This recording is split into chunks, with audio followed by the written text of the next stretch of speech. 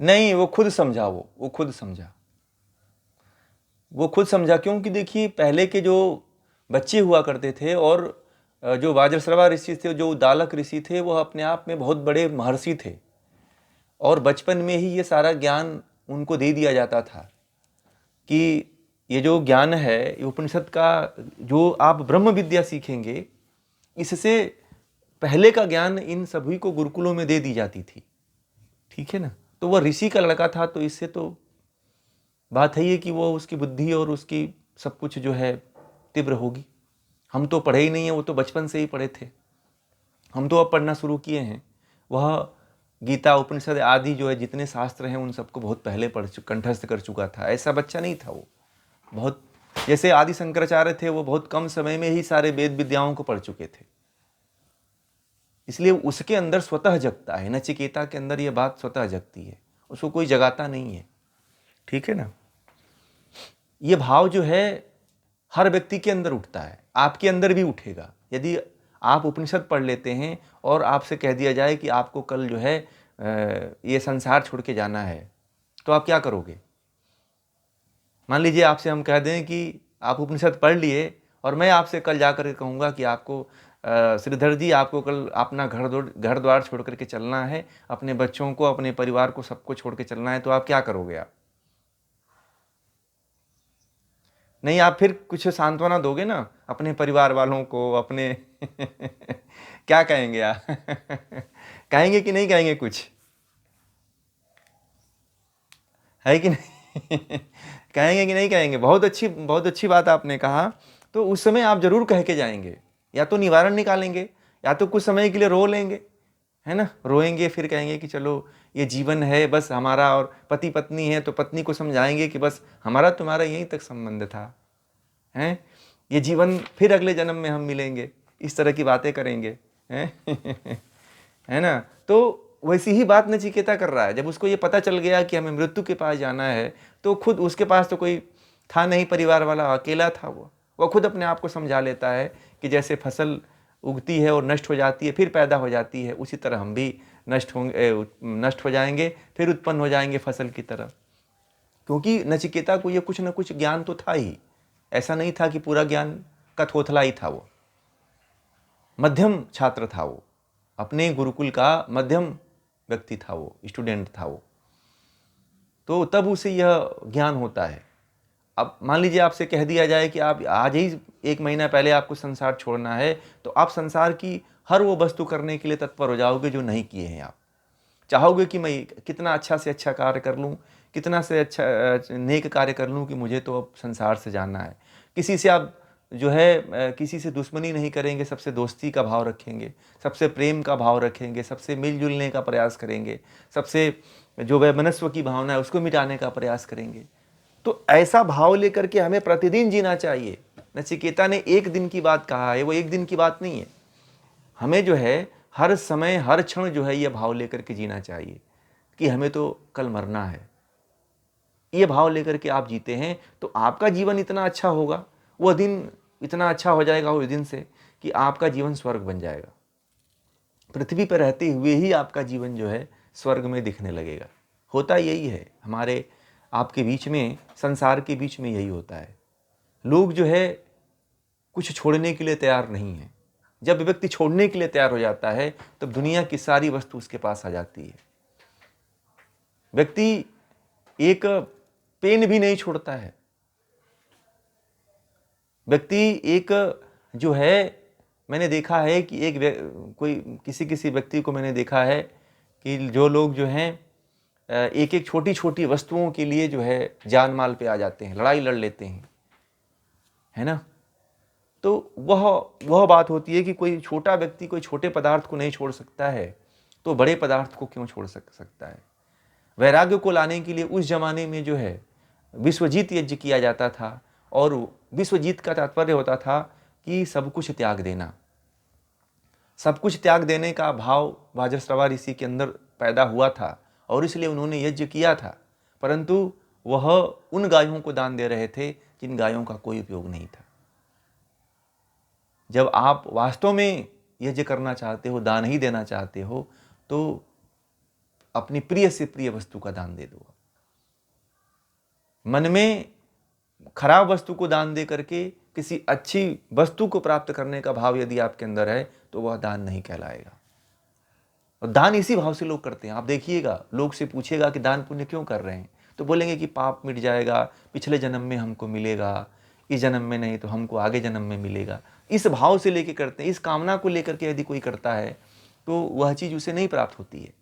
भगवान श्री कृष्ण ने गीता में भी कहा है कि कामना नहीं होनी चाहिए।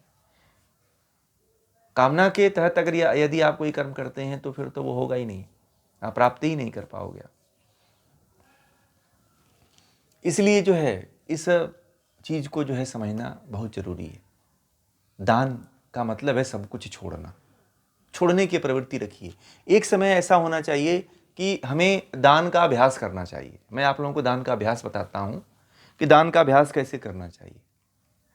मैं अब जब इतनी बातें कह दिया तो अब इसका प्रयोगात्मक रूप आप लोगों को थोड़ा सा मैं समझा दूं कि दान का आप कैसे प्रयोगात्मक रूप में प्रयोग करोगे आप। तो दान के लिए क्या करिए कि एक दिन एक समय निकालिए, महीने में एक बार, ठीक है। महीने में एक बार एक ऐसा समय निकालिए जहाँ पे आप कुछ ऐसी वस्तुओं को ले लें जिन वस्तुओं से आपका मोह हो, ठीक है। कुछ ऐसी वस्तुओं को संग्रहित कर लें और उन वस्तुओं से आपका ज़्यादा प्रेम हो, और उन वस्तुओं को छोड़ने की जो इच्छा है, जो उसके प्रति मोह है, उसको छुड़ाने के लिए उन वस्तुओं को केवल महीने में एक बार किसी को देने का जो है मन बना लीजिए, छोड़ने का प्रयास बना लीजिए। फिर देखिएगा ये क्रम यदि आपने प्रारंभ कर दिया तो दुनिया में यदि कुछ भी छूटता है आपसे तो कभी उसके प्रति मोह नहीं होगा, फिर आप संसार में फंसेंगे ही नहीं। अब कभी आपसे कुछ भी छूट जाएगा। फिर मृत्यु का भय इसीलिए होता है कि व्यक्ति छोड़ना नहीं चाहता है। मृत्यु के भय से मुक्त करने के लिए व्यक्ति को छोड़ना आना जरूरी है। जो छोड़ना सीख गया वो मृत्यु के भय से मुक्त हो जाता है। लोग कहते हैं कि मृत्यु का बड़ा डर लगता है। मृत्यु का डर उसे ही लगता है जो व्यक्ति बहुत कुछ इकट्ठा करके रखना चाहता है, वह छोड़ना नहीं चाहता है। छोड़ने का प्रयोग करिए, एक दिन एक वस्तु छोड़ने का प्रयास करिए। महीने में एक दिन में नहीं कर पाते हैं तो महीने में एक वस्तु जो आपकी प्रिय है उसको छोड़ने का प्रयास करिए। जिस व्यक्ति के अंदर छोड़ने की प्रवृत्ति जाग जाती है वह मृत्यु के करीब जाकर के भी यह सोचने लगता है जाकर के उस समय वहाँ पे कि अब तो मुझे कुछ करने के लिए बचा ही नहीं, मैं क्यों जो है शोक कर रहा हूँ मरने से। मरने से वही डरता है जो सब कुछ बचा करके रखता है और ये सोचता है कि मैं इसको एक दिन भोगूंगा, उसी को दुख होता है। वही चिंता में लगा रहता है कि मैंने तो इतना इकट्ठा कर रखा है, एक दिन भोगूंगा इसको, एक दिन मैं ये करूंगा, मैं वो करूंगा।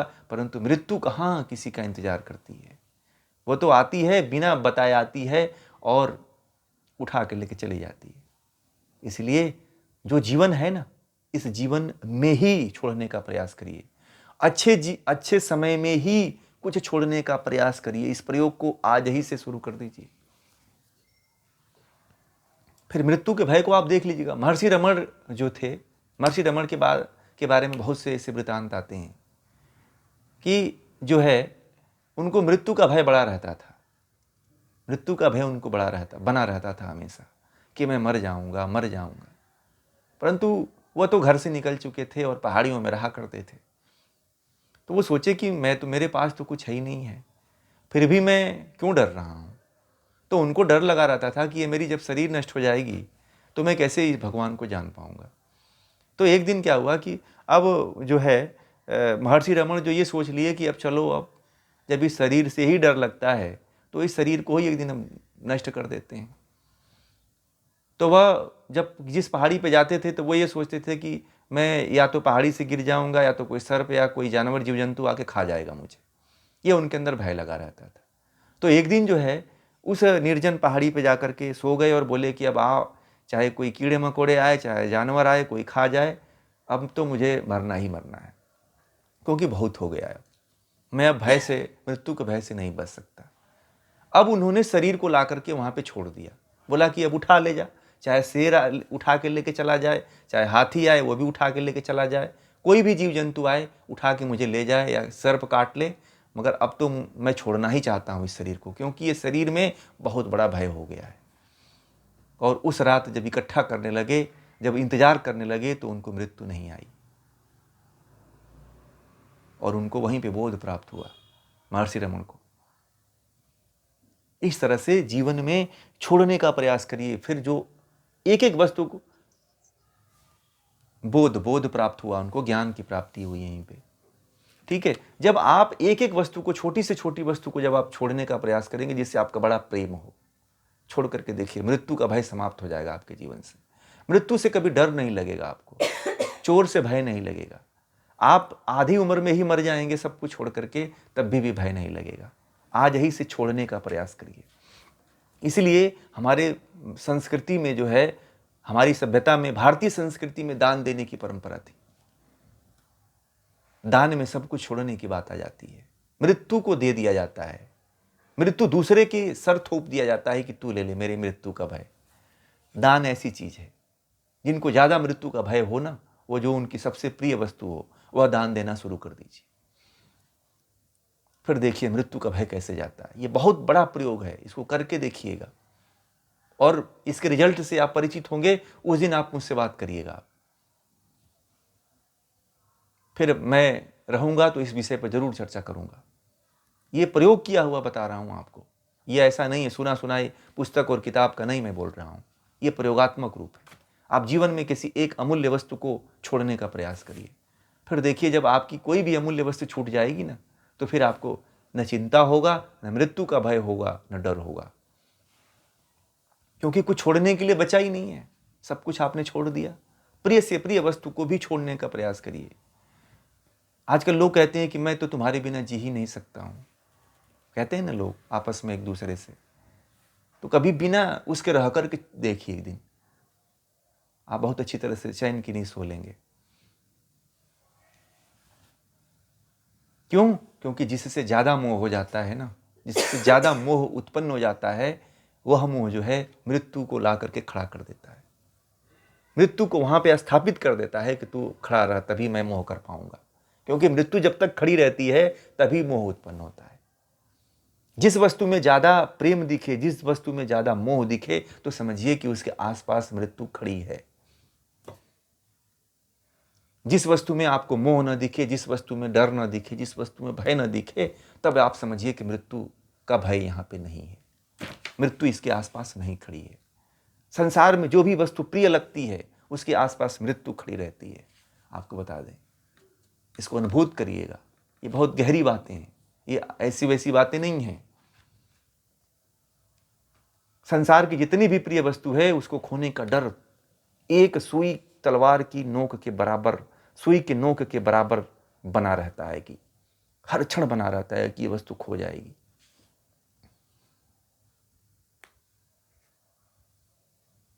महाराजा भर्तृहरि थे ना, उनकी 2 रानियां थी। बड़ा ही प्रेम था उनको, बहुत बड़ा प्रेम था उनको, और इतना विश्वास था कि उनको भय बना रहता था, डर बना रहता था कि कहीं ये मुझसे छूट न जाए। और वही हुआ। जिसके लिए वो इतना प्रेम करते थे, वही उनके पीछे घात कर रही थी, दोनों की दोनों।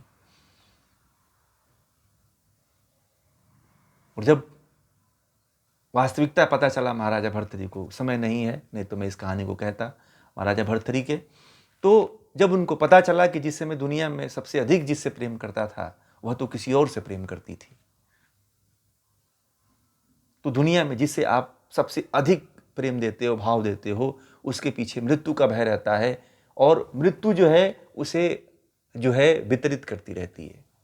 इसीलिए जो ये मृत्यु का जो ज्ञान है, ये कठोपनिषद में यह जानने का विषय है। जो मृत्यु से जिनको भय लगता है, जो मृत्युंजय होना चाहते हैं, जो मृत्यु को जीतना चाहते हैं, जो मृत्यु के भय से मुक्त होना चाहते हैं, उनको कठोपनिषद पढ़ना चाहिए, कठोपनिषद का पाठ होना चाहिए। तो प्रिय से प्रिय वस्तु को आज से छोड़ना शुरू कर दीजिए, त्याग करना शुरू करिए, दान देना सीखिए। तो हमारे ऋषियों ने उनको कहा कि दान देना, दान दो, जो तुम्हारी सबसे प्रिय वस्तु है उसको दान दो। परंतु लोगों ने उल्टा समझ लिया, घर में जो सबसे खराब वस्तु रहती है उसको लोग दान देते हैं। इसीलिए मृत्यु उनके घर से और उनके अंदर से जाती ही नहीं है। बहुत बड़े मजे की बात यही है कि लोग जो सबसे खराब वस्तु होती है उसको दान दे देते हैं। लोग रोटी भी खिलाने जाते हैं तो जो सबसे सूखी हुई रोटी होती है उसको दान देते हैं। लोग किसी को भोजन भी कराते हैं तो जो खाते रहते हैं, जो बचा रहता है उसमें से खिलाते हैं। तो ऐसा नहीं भाव होना चाहिए। जो सबसे प्रिय वस्तु हो वह दान दीजिए। जिस दिन ये भाव आ गया, मृत्यु को आप विजयी कर लेंगे। और फिर एक दिन आप मुझसे कहिएगा, मैं तो खड़ा हूँ, कभी भी आप इसका प्रयोग करके देखिएगा। मैं जब रहूँगा तो जरूर इस विषय पर चर्चा करूँगा। ठीक है, तो ये विषय फिर